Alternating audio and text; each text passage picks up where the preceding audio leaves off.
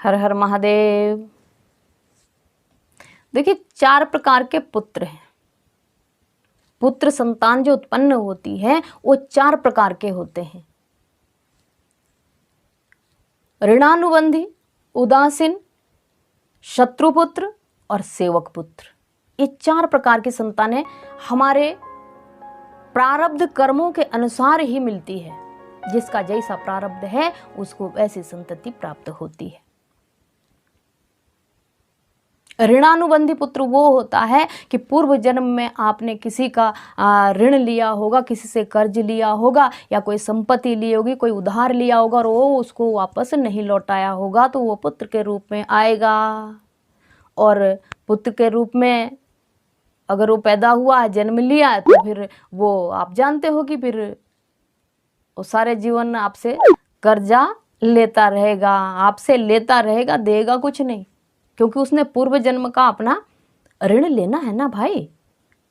आप यहाँ दुखी होते हो, ये समझने की बात है, ये समझना आपने है। दूसरा, उदासीन पुत्र होता है। दूसरे टाइप का जो पुत्र है वो उदासीन होता है। वो बचपन से, बाल्यकाल से, जब से पैदा हुआ है, उसका कोई खासा आपसे कोई इंटरेस्ट नहीं होता है, अपनी धुन में रहता है।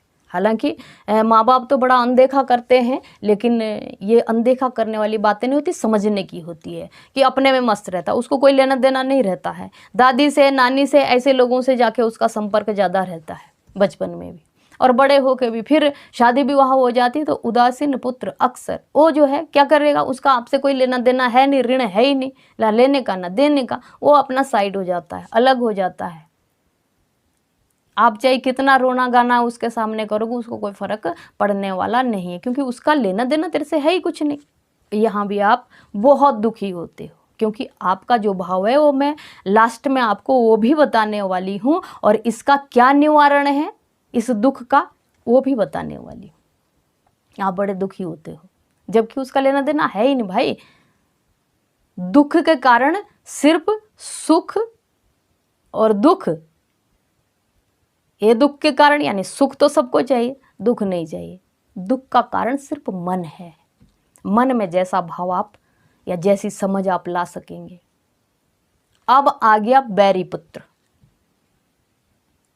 पिछले पूर्व किसी जन्म में आपका किसी से बड़ा बैर विरोध संग्राम ऐसा रहा होगा, तो वो पुत्र के रूप में पैदा हो सकता है।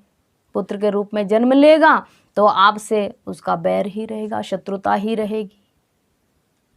और आप बचपन से कोड़े, जब से वो बचपन से ही शुरू हो जाता है, और या जहाँ से भी प्रारब्धों की लड़ी शुरू होती है, तो तब से आप कोड़े खाते रहोगे, दुखी होते रहोगे, प्रताड़ित होते रहोगे, रोते रहोगे, चिल्लाते रहोगे। लेकिन एक छोटी सी बात समझ के राजी नहीं है कि हमारे ग्रंथ पुराण क्या कह रहे हैं।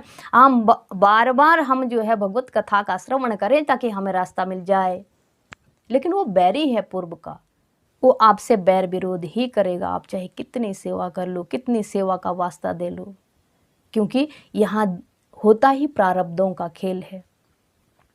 महात्मा बुद्ध थे, राजकुमार थे, सिद्धार्थ उनका नाम है, तो फिर उनको क्या आवश्यकता पड़ी हुई थी, लेकिन उनका तो प्रारब्ध था। वो तो जो है संत थे, कई जन्मों के संत थे, पुण्य के कारण जो है राजकुल में जन्म हुआ, लेकिन वो उदासीन रहते थे, अपने आप में ही रहते। शादी विवाह होगी तब भी उदासीन, बाद में वो फकीर हो गए। इतने बड़े विद्वान हुए, इतने बड़े योगी हुए, ज्ञानी हुए। अब रहा सेवक पुत्र। चौथे प्रकार की जो संतान है वो है सेवक पुत्र। पिछले किसी जन्म में आपने किसी की सेवा की होगी, अब जिसकी सेवा की है वो अपना ऋण चुकाने के लिए, उस सेवा के प्रेम के बंधन के कारण वो आपके पुत्र के रूप में जन्म लेगा, वो आपकी सेवा करेगा। जिस दिन उसका ऋण पूरा हो जाएगा उस दिन उसकी सेवा भी बंद हो जाएगी। तो इन सब का जो है उपाय सिर्फ एक ही है कि भगवत कथाओं का आप अधिक से अधिक श्रवण करेंगे तो आपके समझ में ये बातें आ जाएंगी कि यहाँ कर्म प्रधान जो ये मनुष्य जन्म है, मनुष्य जीवन है, जैसे हमने कर्म किए हैं सो ही हमें मिलने वाला है। और अगर हम वो मिला है जो हमने किया है तो उसको प्रेम से काटेंगे, समझ जाएं बात को कि हमारा यहाँ कोई भी है नहीं। इसलिए आप क्या करेंगे, आप अपने जीवन को, अपने मन को संयम में रखें, संयम में रखें। जितना आप दुखी होते हो उससे अच्छा तो ये है कि आप बात को समझें और खुश और प्रसन्न होएं। जय जय शंकर।